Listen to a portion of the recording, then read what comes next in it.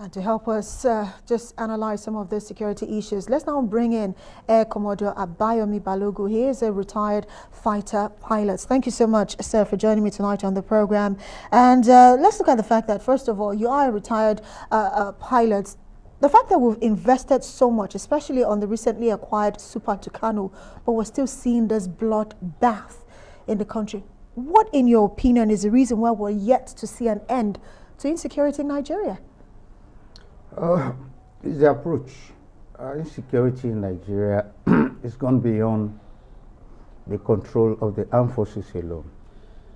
And the president had said so in the National Strategic NNSS 2019, which he said that security in Nigeria should no longer be consigned to the armed forces and the police alone. It should be an all-inclusive thing where the military, all agencies of government, MDAs, traditional rulers, NGOs, and even individuals should be involved. Everybody must be carried along. We must see the war or insecurity in Nigeria as a threat to all of us and not for the military alone.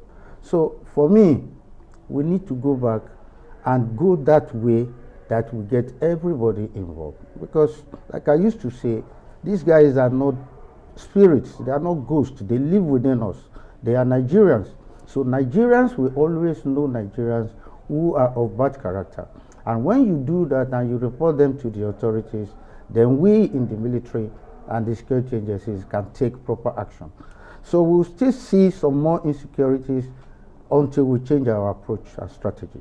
Wow, approach and strategy. Now, what you're saying is that the fight should not be left in the hands of the military alone. But let's look at the fact that the military, when you talk about the military, we're not just talking about the army now, we're talking all of them, from the Air Force to the Navy and all of that. Some would say part of the reasons why this insecurity still persists is a lack of synergy. You're one person who's actually been in the system. Do you think this is a challenge, really, that is still affecting us in terms of dealing with insecurity? It is a big challenge, and it's getting worse. Why will I say it's getting worse? Now you have how many security agencies that are being supervised by the NSA? Initially, it was just 3. The military, the armed forces were not part of it. But today, every security agency is under one umbrella. But then, do they have a control and coordination center that, coordinate all the activities? For me, I don't know if it exists. It does not exist. Now, how do you harness all those resources of all those agencies and bring them under one umbrella and make them follow one objective and achieve? Because today, until recently, when the armed forces are agreeing, to work together as a team so that they can have a synergy, the other agencies don't even know, some of them don't even know their role. So there is need for us to create something called a multi-agency control center or system where all the agencies will bring in their, their core values. And when they bring in their core values, we harness them together. They all have intelligence, they all have equipment. But as long as they keep using those resources individually, not collectively as it should be, then we still have these challenges. So we need to create that coordinator center that will coordinate all their resources, put them together to achieve the same objective.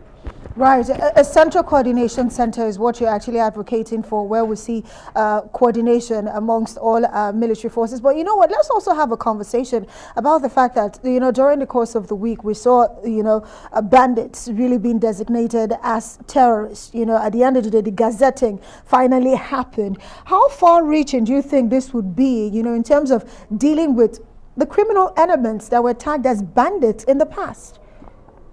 Yeah. Tagging them as terrorists is a welcome development because now the military does not have restrictions as to whether to attack them or not.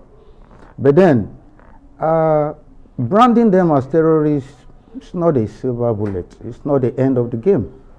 They've been there as bandits. What will be different? Yes, maybe now we say we can use the Tucano on them. But what is the strength of the armed forces compared to the vast land that we have in Nigeria? Can the armed forces cover everywhere? No. And that's why I still believe that we all must be involved. Traditional rulers, religious leaders. That is the only way we can all cover Nigeria.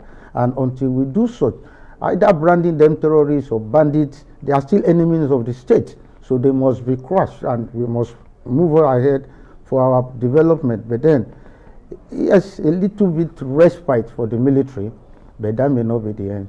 So what should we now be doing really to see an end? Because if you look at the numbers of people who have died, I know sometime in last year, within 10 months, in one state, Kaduna, 888 people lost their lives. And the bloodbath, every state in the country has its own fair share. So what should we be doing now to see an end to insecurity in Nigeria?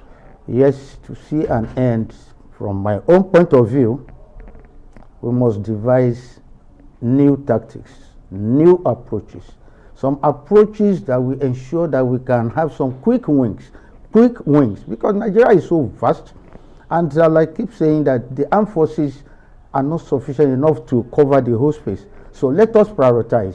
Let us look at the threats. We can't engage all of them at the same time. What do? Zamfara is burning. Go there. Take out Zamfara. Weaken. Start picking them gradually, and then in a hot pursuit. Don't allow them to rest. You must not give room for terrorists or bandits to think and plan. You must continuously put them on the run. That's what we did in Sierra Leone. We chased them out of Freetown, we moved them into the hinterland, and we kept pursuing them to the Guinean border. We never stopped. It's a tactic called relentless pursuit. You don't stay and expect them not to come back to you. No, we must devise that. We must keep moving. We must keep attacking them.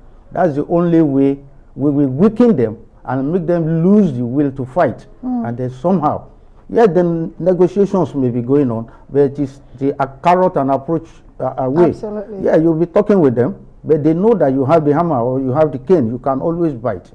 But once you slow down the tempo and say, okay, we are talking, they are regrouping.